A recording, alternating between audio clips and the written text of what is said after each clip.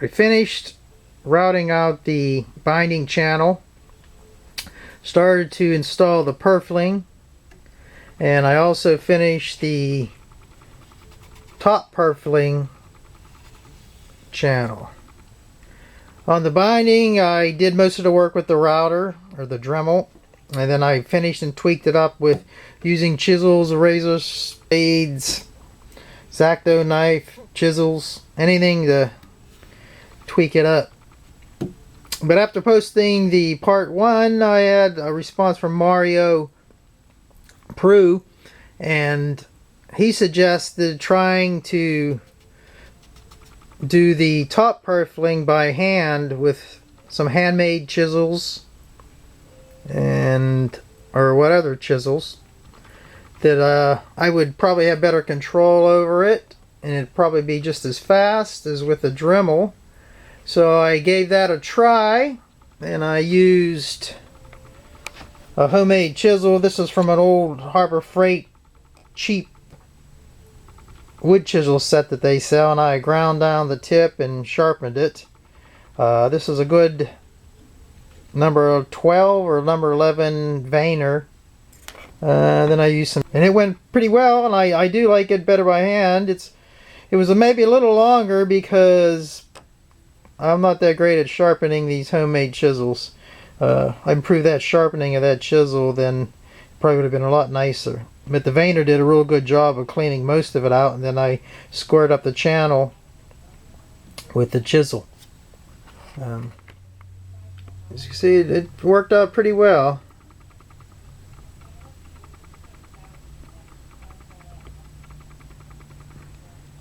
And I also started to install the purfling. I think I already said that. So I thought I'd show you how I've been gluing this in while I'm at it. I left a little piece on the front to do here. Yeah, I have a tack down here, but I'll show you how I've been gluing it in. A lot of you will probably be saying, what the heck is he doing? But this is the way I've been doing it. As you can see, the purfling, it's not glued down from this point here, and I tacked it down at the end just to hold it in there. So what I've been doing is just putting, I have a little piece of UHMW that I cut, and I use it to hold it down, and I just CA glue it. I have the guitar set on a little bit of a back angle. I blocked up the vise, or the cradle that's holding it. So I just start over here and weak little bit of CA down in there.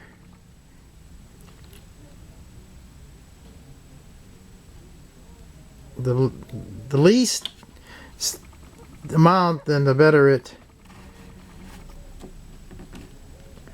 it'll happen. It'll set. I also push it back. So if it's not tight, then I'll push it back. But I just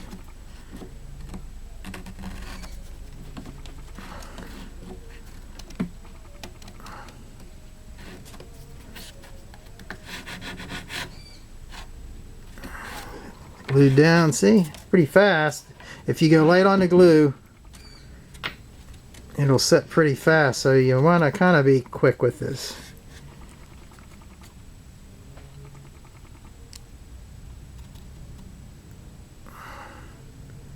The little capillary tips are really pretty important for this.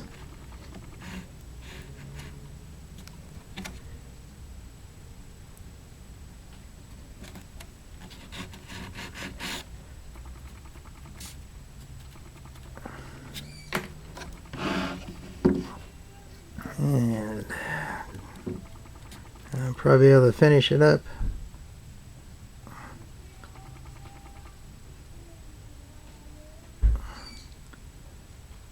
And when I come where the curfling is, I'm a little where it cut down to it. I try to just put the dots of glue between if the slots are open. I don't want that running down inside. That's something you have to be careful of.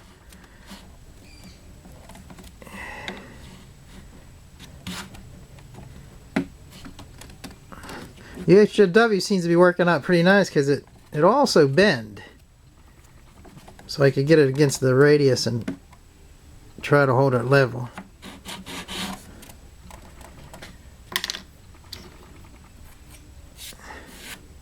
Then when it's set like that, I'll come back with razor blades and scrape it. Scrape off any dry glue that got on there.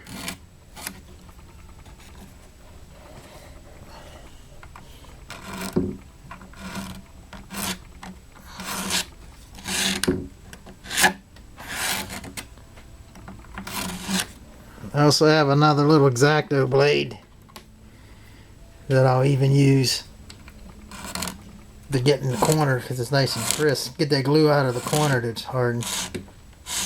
But I basically just go ahead and clean that up a little bit. Then I'll put 233 tape under here again because the 233 tape, it's alright if you're on a top but it's straight, but when it comes to where the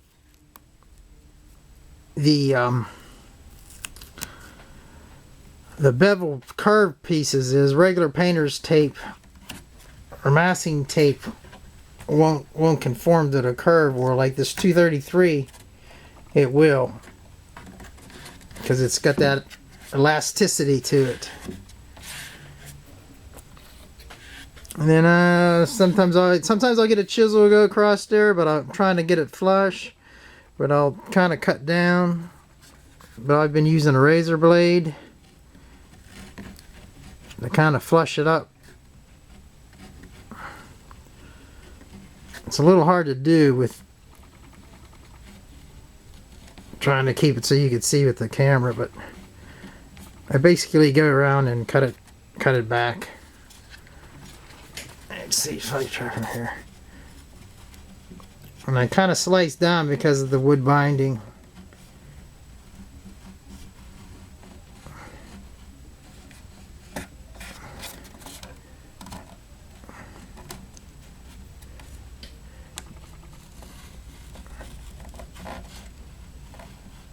The tape helps from scratching the side, and plus it gives me a little bit of air for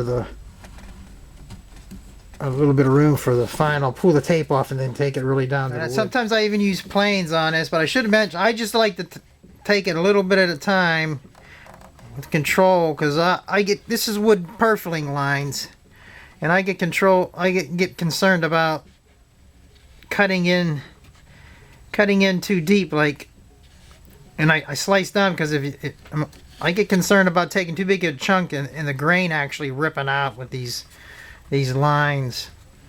I guess I could use a flush trim rod or two, but then I get concerned about, well, if I make one little error, then I dig into the side. So I'm in a big hurry, so I just take it slow.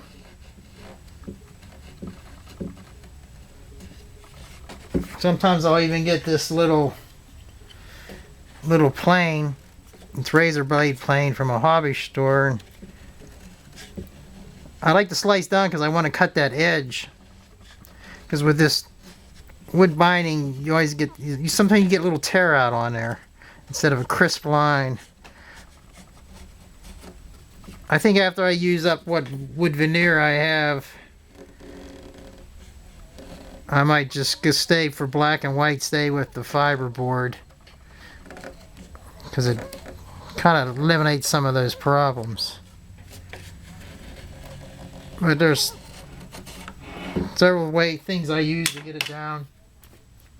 Then I kind of end up at the end by scraping it, paying attention to which way some of the grain tear out is going.